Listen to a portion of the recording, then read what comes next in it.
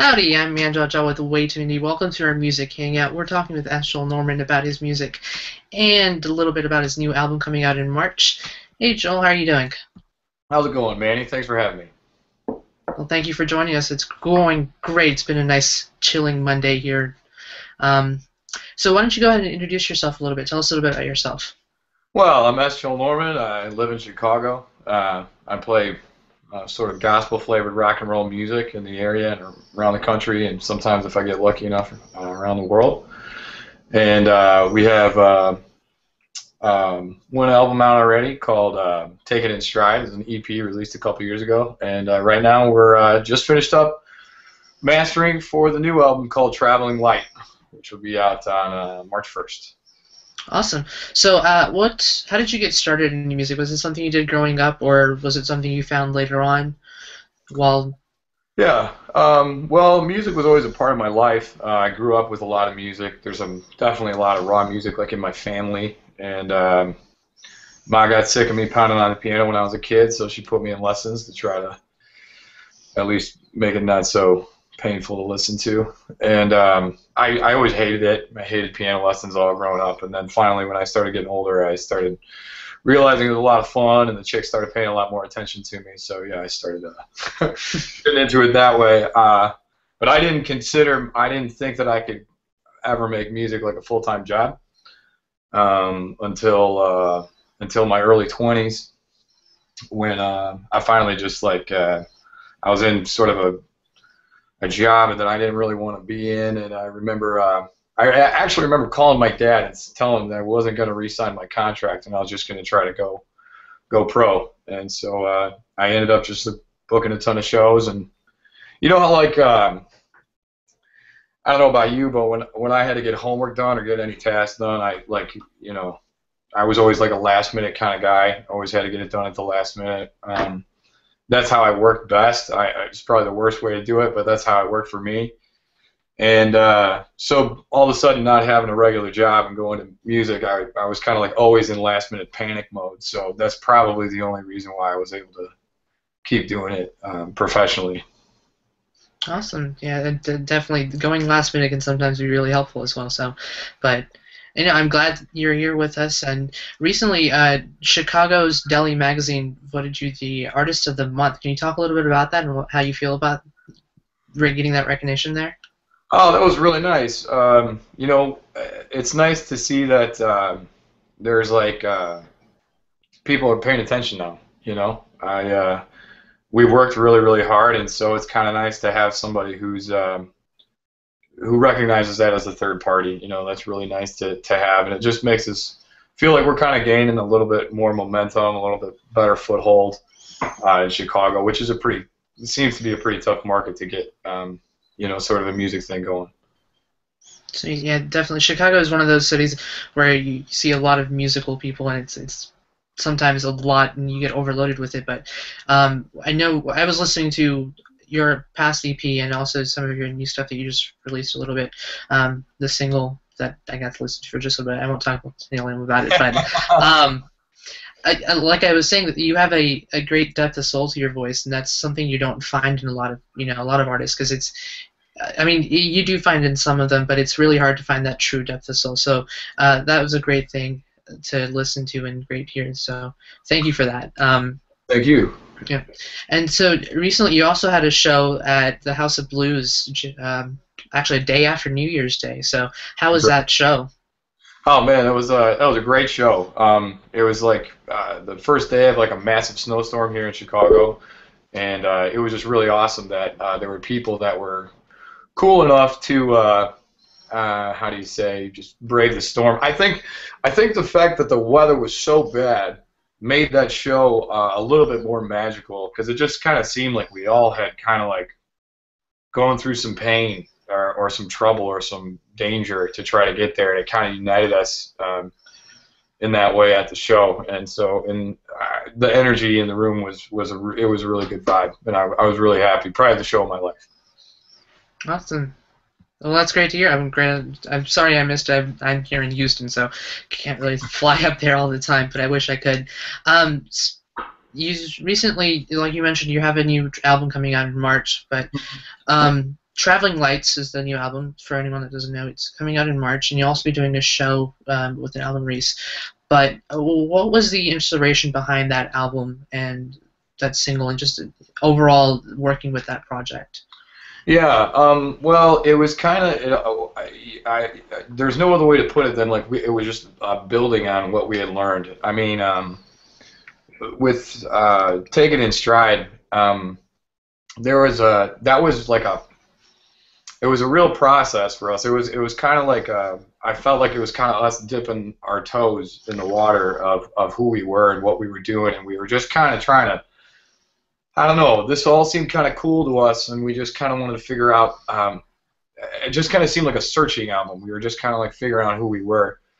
And I thought, man, I was convinced that at the time that Such a Nice Day was going to be like a song that would have been one that, you know, would have been like a happy single favorite because it's real poppy and it's real kind of bouncy and it's kind of a summertime song. And now we don't even play that song. We don't even do it live because it just doesn't suit us. It's just not who we are.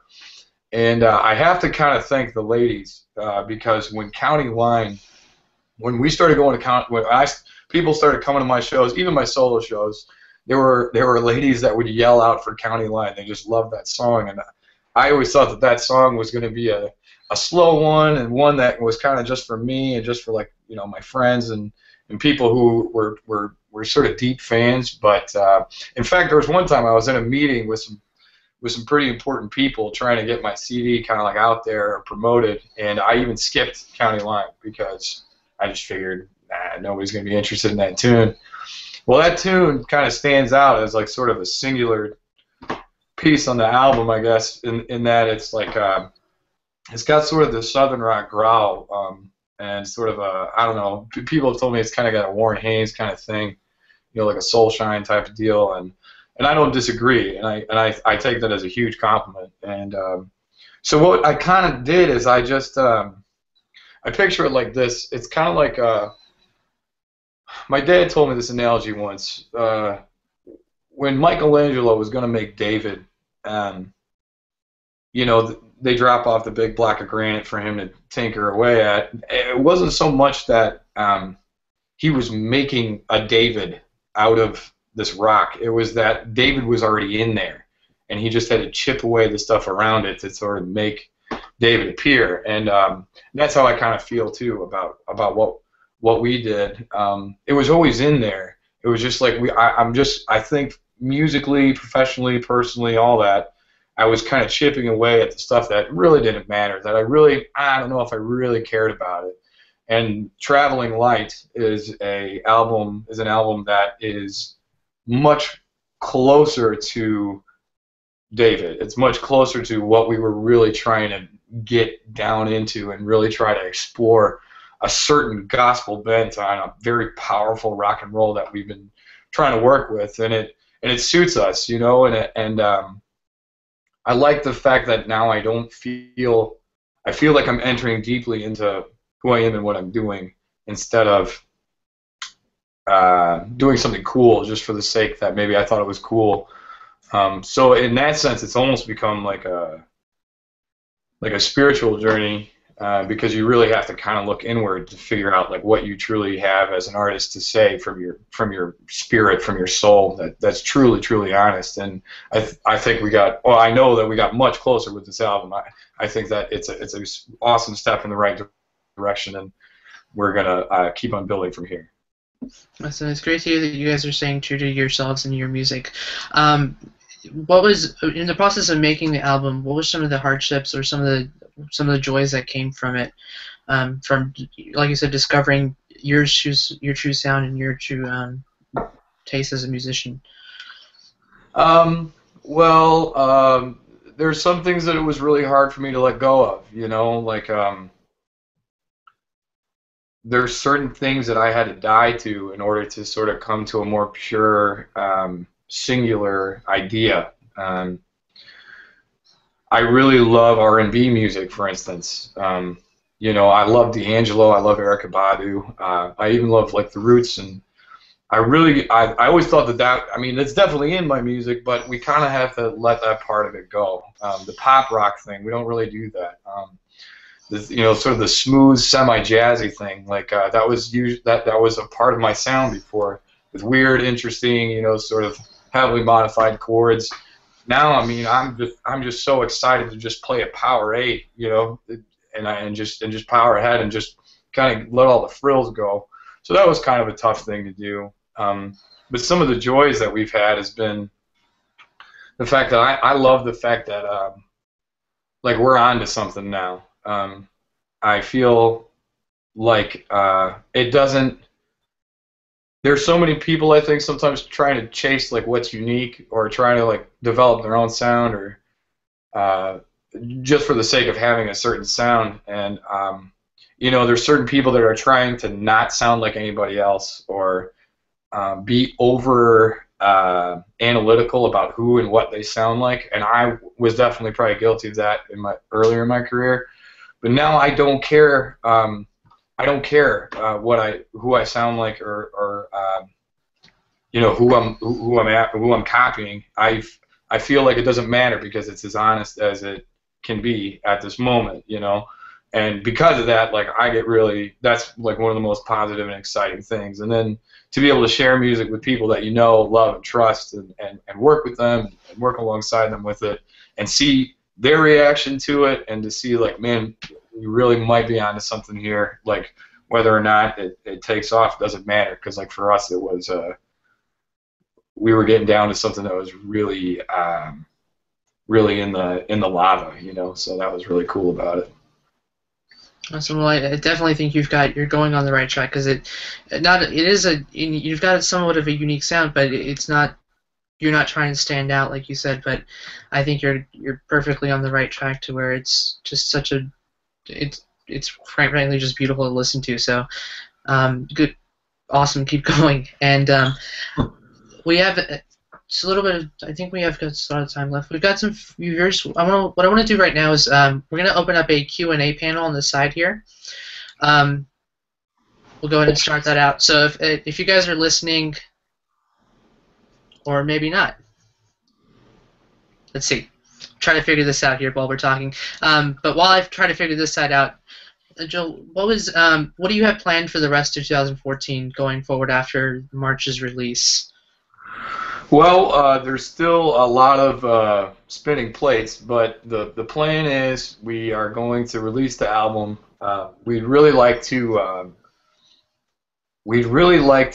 see it sort of get pushed in. I just want people to know about it. You know what I mean? I think that's one of the biggest things about how we did the last one. I want to make sure that this gets in front of as many people as possible because I love it and I think it's important, and that's kind of a goal that I have. Me personally, just to see more people enjoying it. Another thing that's on the docket is we're trying to line up a European tour right now. Also, we have a few dates around the country that we'll be playing in different venues, cities all across America. And so right now, that's kind of what we're looking at. And of course, there's always the few promises of cats out there that are really heavily connected that might be willing to help us out, or that we might be able to jump on tour with. So there's a lot of, like I said, there's a lot of spinning plates, but we're pretty excited for the possibilities for 2014. Awesome. That's great to hear. I hope you, any plans to come and tour around the country or locally? Yeah, we're definitely doing that without any doubt at all. As far as any of the dates are concerned, we're still nailing down some of those things. We're working with several different promoters and agents now that like to levels that I've never worked with before. So we're still just nailing down some dates, and it's really exciting to see some of that stuff come together. But it's a slow process. Yes, of course. Well, we'll definitely look forward to seeing you on tour. Hopefully, you come to Houston.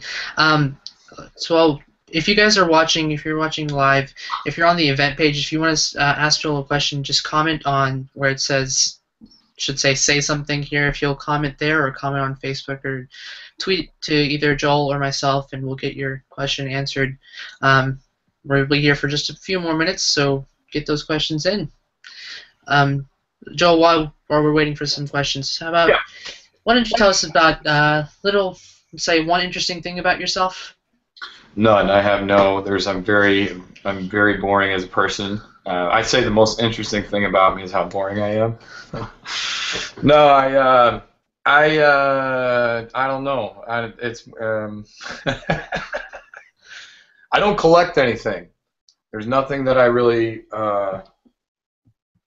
collect, but I'm still kind of like I don't know. I'm still like a mini hoarder. I think there's always papers and everything everywhere. I walk. I seem to just like emit them.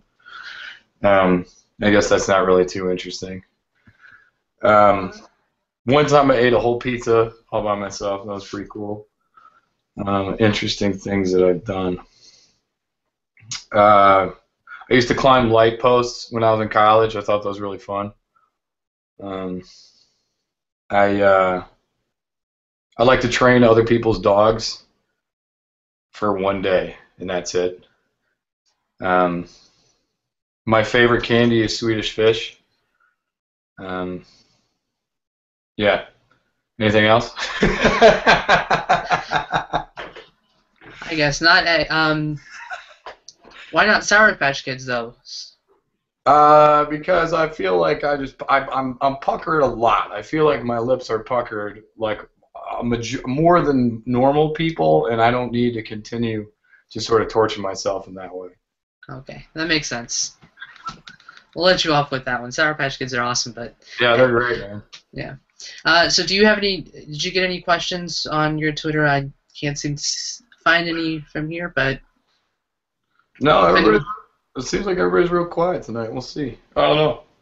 awesome. Well, if you One guys question want that I get a lot is there was a change. I should just say this story just so everybody kind of knows. They asked me a lot about my voice, and people who've known me or been fans for a while don't know where that came from or why I sing the way I do, because I haven't always sung this way. In fact, there's a lot of difference between how I sang the first album and this album, and the reason why that is well, it was leap year. It was February 29th. It was on Leap Day, and I was playing a showcase at the Cubby Bear, and it was actually supposed to be a rehearsal. It was kind of funny. I had a big show coming up. Nobody could make any rehearsal time, so I just said, well, let's just play a show, and we'll just use that as the rehearsal. And so virtually it was a 5-piece that night because my brass couldn't make it out. It was a later show. We had a sub-drummer just for the night, just for fun. And when I walk in, there is a band playing filled with heroes of mine. I grew up in northwestern Indiana, basically. And there was heroes of mine that I had known since I was a kid, since before I ever went pro, and when I was just starting to play music for a living, or sorry, just play music in general, I mean, in bands. And here they all are in one band. Sounded great. It was cool to see these guys playing, and I was kind of like, oh man, these guys are playing as I'm walking in the door. Well, there was another band that was supposed to go before us, and we were supposed to end out the night. Well, they had a couple of kids that were late showing up, so they asked us to play first. We got up there, and I had just taken in fact, it was this Strat right here. I just bought this. It was like a Frankenstein Strat that I just fell in love with, and was really excited to try it out. Hadn't really given it a good once-over, and I just bought it that afternoon. I was going to use it at the show, and so anyways, we're playing the set, everything's going good, and I can see, everybody watching, and it's cool. And then we get to the last, and the night, the vibe was really good. I remember just the vibe being just really excellent. So anyways, we're going to end the night with County Line, and it gets to the point where I'm going to take the big, huge guitar solo, and I stomp on the pedal to get the rock and roll happening, and the guitar just totally cuts out. So while I'm trying to work on that, and singing at the same time, or trying to sing, but I can't sing because I've got to fix my guitar, my keyboard player, Mr. C, is starting to take a solo because he sees I'm struggling, so he's going to town. I'm trying to fix down, by my feet, trying to fix it at the amp. Nothing's making any sound, so I just slung it behind my back, and I grabbed the mic, and I just like tried to give it everything I got, and something just like snapped or like unlocked in my whatever brain, soul, heart, whatever you want to say, and here was these guys, these heroes. They stayed and listened to me like right in the front row, and I'm just like, this is all I got left. I just gave it everything because I knew I couldn't play, and there's nothing to hide behind. It was just me, and I'll never forget that moment as long as I live. And I never sang the same since. I remember having a gig the next day, just a solo gig at a piano bar by myself, and I changed the way I sang right then, and it just all made sense.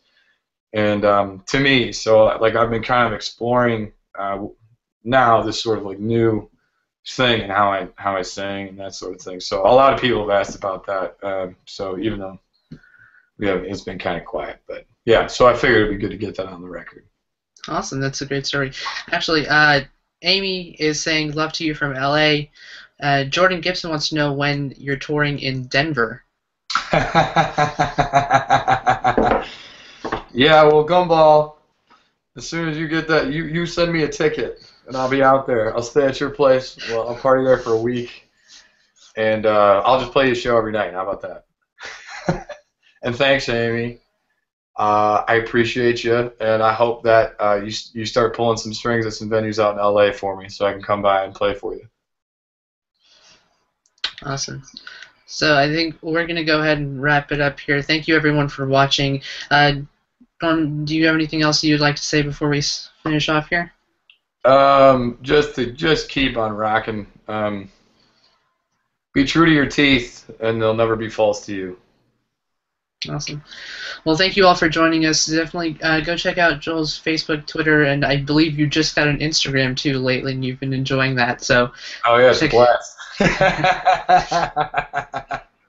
Definitely go check out all those things. The links will be on the description below on our YouTube video that I'll post in just a few seconds, and Joel will have the link to in just a few seconds. You can also check out more stuff on waytoindie.com pretty soon. I should have a post up within this next week with a little bit more information. So thank you all for joining us. Have a great night. Joel, thank you for taking the time out to talk to me.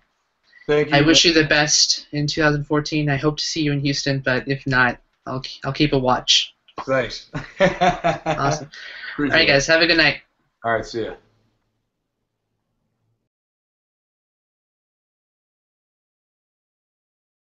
Music like in my family, and Ma got sick of me pounding on the piano when I was a kid, so she put me in lessons to try to at least make it not so painful to listen to. And I always hated it. I hated piano lessons all growing up, and then finally when I started getting older, I started realizing it was a lot of fun, and the chicks started paying a lot more attention to me. So yeah, I started getting into it that way. But I didn't think that I could ever make music like a full-time job until my early 20s, when I finally just like I was kind of like always in last-minute panic mode. So that's probably the only reason why I was able to keep doing it professionally.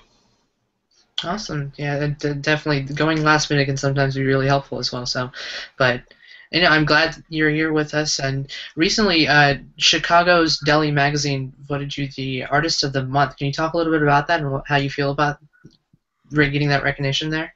Oh, that was really nice. You know, it's nice to see that there's like people are paying attention now. You know, we worked really, really hard, and so it's kind of nice. I was in sort of a job that I didn't really want to be in, and I remember, I actually remember calling my dad and telling him that I wasn't going to re-sign my contract, and I was just going to try to go pro. And so I ended up just booking a ton of shows, and you know how like I don't know about you, but when I had to get homework done or get any task done, I was always like a last minute kind of guy. Always had to get it done at the last minute. That's how I worked best. It's probably the worst way to do it, but that's how it worked for me. And so all of a sudden, not having a regular job and going to music,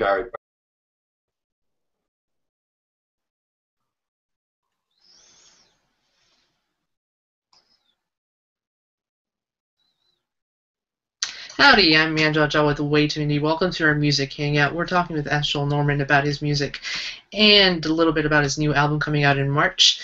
Hey Joel, how are you doing? How's it going, Manny? Thanks for having me. Well, thank you for joining us. It's going great. It's been a nice, chilling Monday here. Um, so why don't you go ahead and introduce yourself a little bit? Tell us a little bit about yourself. Well, I'm Joel Norman. I live in Chicago. I play sort of gospel-flavored rock and roll music in the area and around the country, and sometimes, if I get lucky enough, around the world. And we have one album out already called "Take It in Stride." It's an EP released a couple years ago, and right now we're just finished up mastering for the new album called "Traveling Light," which will be out on March 1st. Awesome. So, how did you get started in music? Was it something you did growing up, or was it something you found later on while? Yeah, well, music was always a part of my life. I grew up with a lot of music. There's definitely a lot of raw